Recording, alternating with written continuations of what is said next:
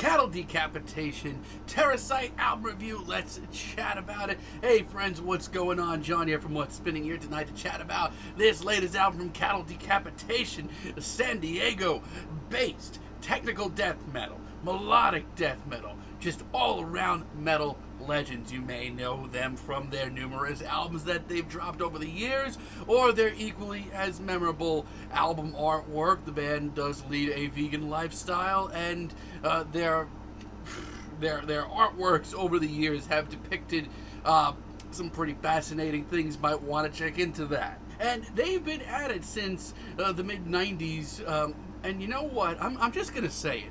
For me, the world of technical death metal and just death metal in general is, you know, a genre that, you know, I certainly enjoy, but it's also probably the genre that, the subgenre from metal, I should say, that it took me the longest time to really appreciate. And with the first few Cattle Decapitation albums like To Serve Man and Humanure and Karma, Bloody Karma, I thought these albums were completely over the top and repulsive and just disgusting in every way, but there was something equally as fascinating about them. These were honestly some of the first real death metal and some of the more extreme metal albums that I was able to get into, mostly because I thought the band had a hell of a personality, and as crushing as things got, and things got pretty freaking crushing, they could write a really solid melodic hook to back it up. And listen, these are immensely heavy and repulsive recordings, and if you're not into it, listen, I get it. But ever since then, I actually feel like the band is on quite the tear recently, and I'm putting out some of their best stuff. I thought The Harvest Floor was a really great turn for the more technical side, and Monolith of Inhumanity, I just could not look away from just what was happening on the album, and I thought the band took really great risks and did a great job of paying them off. The Anthropocene Extinction, it's my favorite thing they've ever done. It's probably always going to be my favorite thing they've ever done. Even the last time we heard from them, in 2019, I was very positive on the album. It had a more cinematic edge to it. There was some drama built into the album. It just seemed like a really cohesive thought, and I thought they were doing really well with it. Now, leading up to this album, they dropped some singles, and it seems to be business as usual. That's not a bad thing. This album starts off with Terrasitic, Adaptation, and hey, guess what? This thing is absolutely crushing. I would say this track wastes no time, but that would be a lie. It's actually one of the more pensive moments here, leading into that cinematic feel once again. It's got that drama of their last two albums, and I enjoy that. But don't worry, this track absolutely takes off, and it is freaking soul-crushing, as you would expect. And listen, if you're not into the world of the more extreme metal genres, your technical death metals and stuff like that, this probably isn't going to be the album to ease you into it. But the chugging riff, the soaring solos, the grotesque vocals, this is home for me. And that chorus is just melodic enough.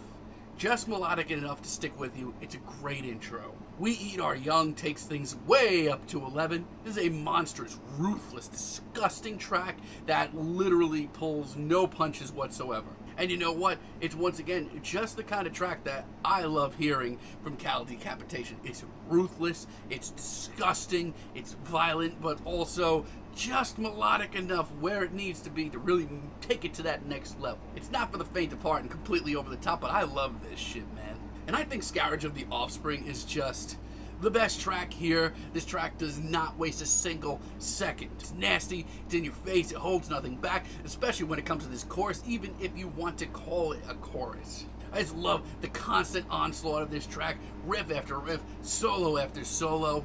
It's just a nasty, gritty, technical death metal track with a ton of personality, and that's what I show up for. And the Insignificants is one of the most just, from the word go, throttling, intense track. And once again, this track, as disgusting and revolting as it gets at times, it has a ton of character. And much like earlier tracks here and their last two albums, once again, there's a big sense of drama. It's cinematic, and even though it's ruthless, it's surprisingly easy to swallow. I dig this a lot. Here's the thing though, this is a solid album from Cattle Decapitation, but it's also the first time in a long time that I felt like I don't know, maybe this album's a little overkill. Like The Storm Upstairs, this is where this album starts to go awry for me. You know, Decapitation have never been a band to hold back. And this track certainly doesn't hold back, but, you know, I don't know. There's something about this track that just doesn't sit well with me. The riff is fine, there's some solid breakdowns, but that personality that I crave is nowhere to be found. The hook is weak, and the lyrics, they end up coming off kind of preachy, which does sometimes happen in Decapitation, but it's never been this obvious. It's overkill. I have a lot of the same feelings on And the World Will Go On Without You. From a distance, this track is once again business as usual. As a matter of fact, I commend this track's brutality. It's performed just as well as I hoped, but once again, where is that personality? This sounds like it could have been literally any who's who in modern metal. And like, when the chorus eventually rolls around, it's actually really memorable, but there's just not enough going on this track to really keep me, you know, happy for the entire time that it's on. And Dead End Residence, we have completely reached the most over-the-top, ridiculous, and sort of preachy track here. I mean, there's some cool stuff going on this track. Once again, that drama is here, and it's being built up during the verse, and it sounds great. That excites me, but once again, I don't know. I feel like this is just not them bringing their A game. The chorus isn't bad, but during the verses, I feel like Decapitation are overcompensating. Like, there is a nuance to this, and it's not on the table right now. I mean, I very clearly don't think this is as good as their last two albums, but I still think it's very solid. It's solid. Like a Photic Doom, for example. This track is nothing short of thrilling. The breakneck speed of this track and the constant breakdowns, it's a winning combination. It is batshit insane at points and ridiculously over the top, but this is what I show up for. And the second half, where things slow down and things get more calculating, I'm very impressed. And Solastalgia as one last really ruthless burst of energy comes off great. But I do have to say, Solastalgia as a late album track, you know, it starts off very thrilling, and I do commend the energy of this track, but it does end up being a little middle of the road. I mean, the riff alone is enough to get me in the groove, but why the hell is this track so cheesy? Like I said, the themes of Decapitation's music have never been hidden. They've always been front row, and they have always been very obvious. Once again, that nuance there, it's nowhere to be found, and the result just sounds like they're overdoing it again. And it's a shame, because that last melodic hook that we get, it hits so hard. This track's not bad, I just wish it was a little bit more well put together. But Just Another Body as a finale is one hell of a risk, and it pays off. We are looking at a 10+ minute track. And it has a hell of a foundation with cinematic pianos, a really dense atmosphere, pounding drums.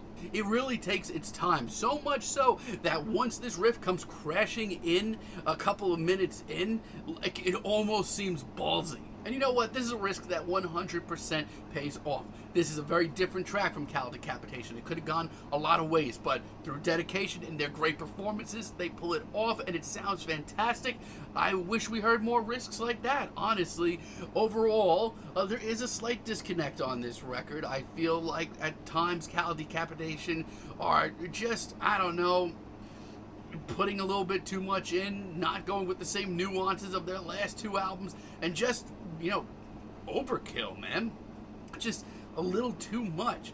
But that's not to say that there isn't so much great material on here, especially in modern, you know, technical death metal and the more extreme side of metal. There's some great hooks, it's ruthless performances, the production is fine, and the drama of their last two albums is full on display still. It's very solid. It's not their best. The last two albums were better, but definitely give this a shot. I'm feeling a very light 7 on this album, but let me know what you all think down below. If you liked the video, be sure to give us a like, give us a subscribe, and let me know down below what you would like for me to chat about in the future. And until next time, have a great day, friends.